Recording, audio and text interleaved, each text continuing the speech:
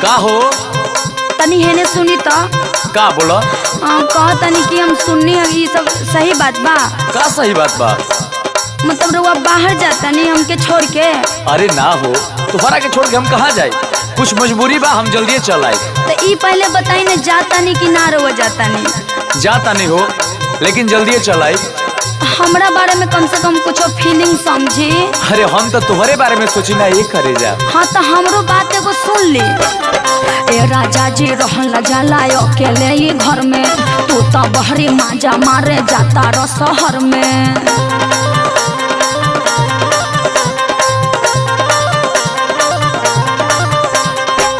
मतलब अब ये कहबू हम मजा मारे जाता नहीं तो का कहे बात समझा हम तुहरे खाती जाता नहीं। अच्छा देखो हम तुहरा बारे में बहुत सोचले बानी और सुनो सुनावत नहीं सुनाई कि जब ले बहरी न कमाईबू घर में खैबू कैसे।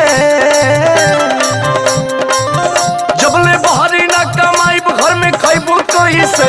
जब ले बहरी न कमाईबू घर में खैबू कैसे। दू चार भारी घना गुड़िया झमकैबू कैसे। हाँ दू चार भारी घना गुड़िया झमकैबू कैसे।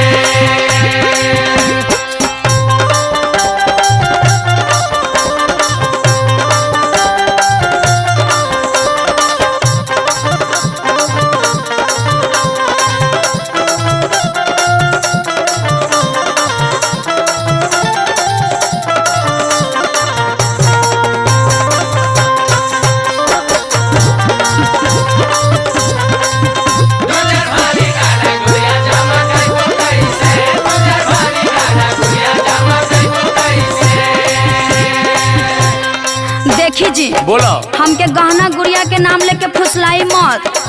हमके वो कुली ना चाहिए। तो का चाहिए रउआ हमरा साथे रही बस ये हम चाहिला। तो हम छोड़ के जात कहाँ बनी तोहरा के जाता नहीं ना है कुली झूठ बात बा। अनु पर बानी यही से डरबा बेला। अरे ना करे जा कह के राजा जी धमका बेला। ये कह के राजा जी धमका बेला। ये कह के राजा जी धमका बेला। सुनो तू जैसन भी बाड़ू हमारा खातिर एकदम लक्ष्मणिया बाड़ू। हटी जी झूठ खाली मत बोले। हर बात बुझा धानिया मजबूरी बाटे हो। अरे बात बुझा धानिया मजबूरी बाटे हो।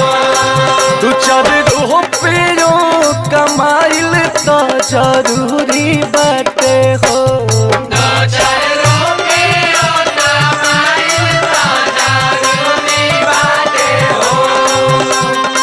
और सुना सुनाई टिक्का वाली लारे चमकैबू कैसे। टिक्का वाली लारे चमकैबू कैसे। दू चार भारी घना गुड़िया झमकैबू कैसे।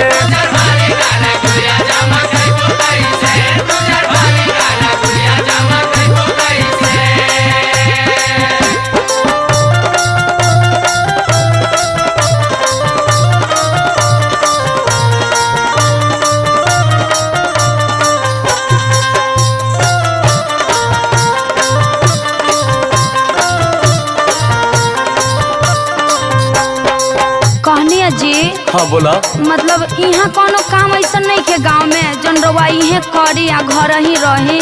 काम तो बहुत बा परंतु पैसा बड़ी कम है यहाँ पे। हाँ तो हमरो बात सुन ले बोला जाबा के तो जल्दी घर एकदम आ जाए। अपना पगली के जानी भूल अरे कैसे भुलाई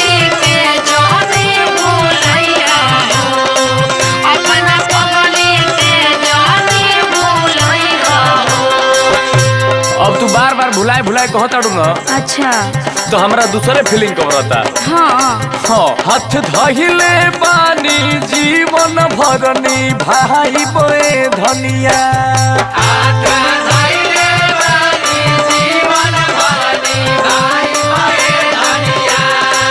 तोहके नया नया साड़ी ब्लाउज ले आई बोए धनिया।